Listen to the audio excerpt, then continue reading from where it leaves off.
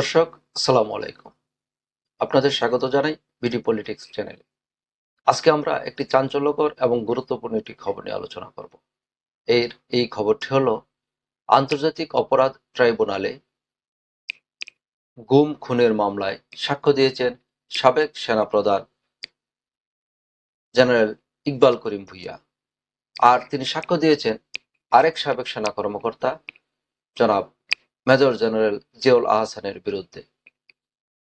চাঞ্চল্যকর এই সেনা কর্মকর্তার বিরুদ্ধে এই মামলাটিতে তিনি দ্বিতীয় দিনের মতো সাক্ষ্য দিয়েছেন।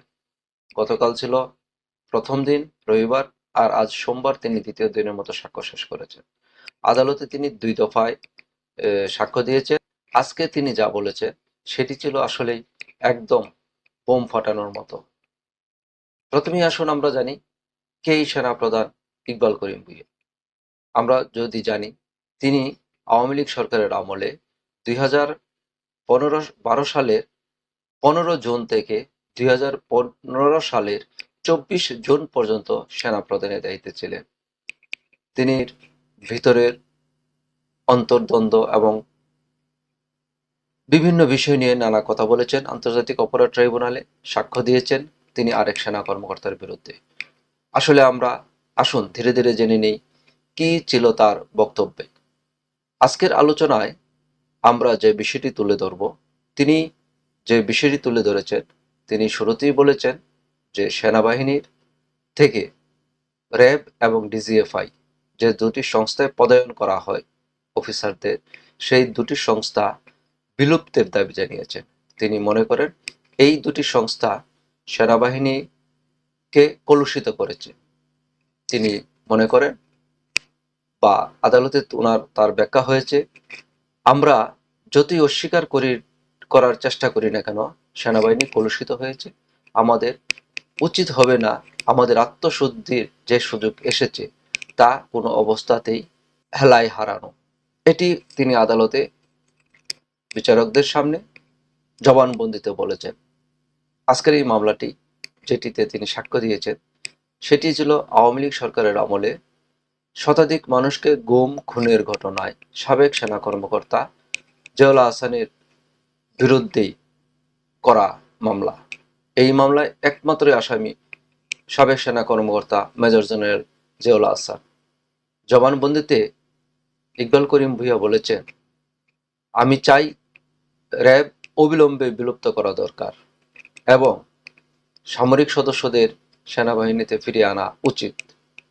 সেনাবাহিনীর আরেকটি সংস্থা, যেটি রাষ্ট্রের সর্বোচ্চ গোয়েন্দা সংস্থা, সেই ডিজিএফআইকেও বিলুপ্ত করা দরকার। তার এই আলোচনায় আজকের মিডিয়াতে সরগরম।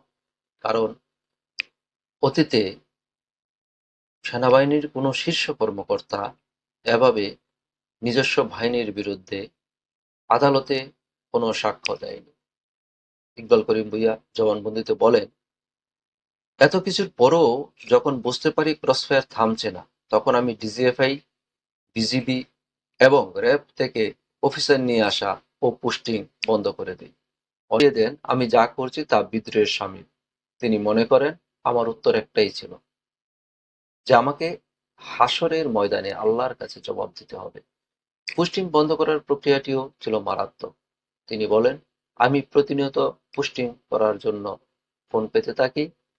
একসময় র্যাবের ডিজি বেনজির আহমেদও তার অফিসে আসেন এবং র্যাবে অফিসার দেওয়ার জন্য ওনাকে অনুরোধ করেন। তিনি বলেন, আমি বেনজির আহমেদের অনুরোধে কোনো কথা দেইনি। তিনি বলেছেন সাবেক প্রধানমন্ত্রী শেখ হাসিনাকে নিয়ে।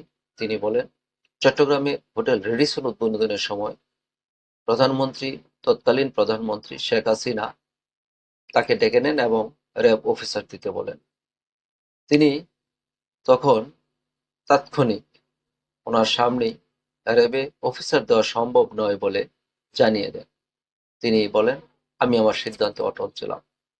সাবেক এই সেনা কর্মকর্তা জবানবন্দিতে আরও বলেন, র্যাবের কর্মকাণ্ডের কারণে তিনি তার দায়িত্ব পালন করার সময়টি ছিল খুবই কষ্টদায়ক। সাবেক সেনাপ্রধান ইকবাল করিম ভূঁইয়া বলেন, র্যাব ডিজিএফআই তিনি দেখেছেন র্যাব ডিজিএফআই শুধু শিক্ষা দেয় মানুষকে কিভাবে হত্যা করতে হয়। গতকালকে তিনি সেনাবাহিনী নিয়ে কথা বলেছেন।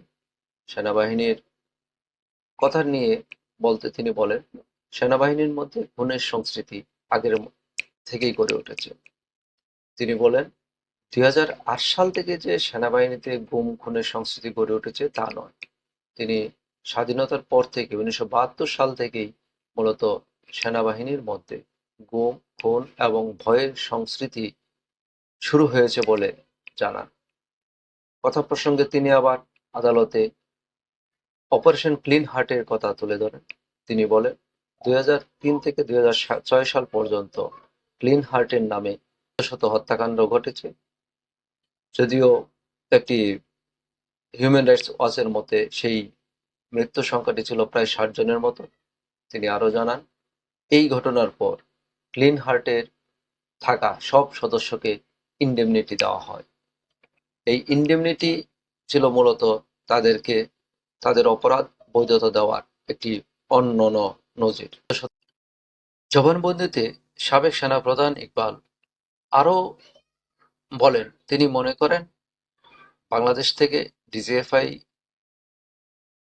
মতো সংস্থা তুলে দেওয়া উচিত, কারণ এই সংস্থাটি আয়নাঘরের মতো সংস্কৃতি চালু করেছে এবং এটি যদি থাকে তাহলে আরও আয়নাঘর তৈরি হবে। তিনি মনে করেন এজন্যই এই সংস্থাটি বিলুপ্ত হওয়া উচিত। তবে তার এই বক্তব্য এখনো শেষ হয়নি। আগামী ১৮ই ফেব্রুয়ারি আবার নতুন করে তিনি জবানবন্দি দিবেন। সেদিন আরও হয়তো আমরা কোনো তথ্য জানতে পারবো। সেই পর্যন্ত আমাদের সঙ্গেই থাকুন। আমাদের সঙ্গে থাকার জন্য ধন্যবাদ। আমাদের এই বিশ্লেষণটি যদি আপনাদের ভালো লাগে, আপনারা লাইক, শেয়ার এবং কমেন্টস করতে ভুলবেন না। আপনারা সাবস্ক্রাইব করে রাখুন বিডি পলিটিক্স চ্যানেলটি, কারণ আমরা জানাই খবরের পেছনের খবর।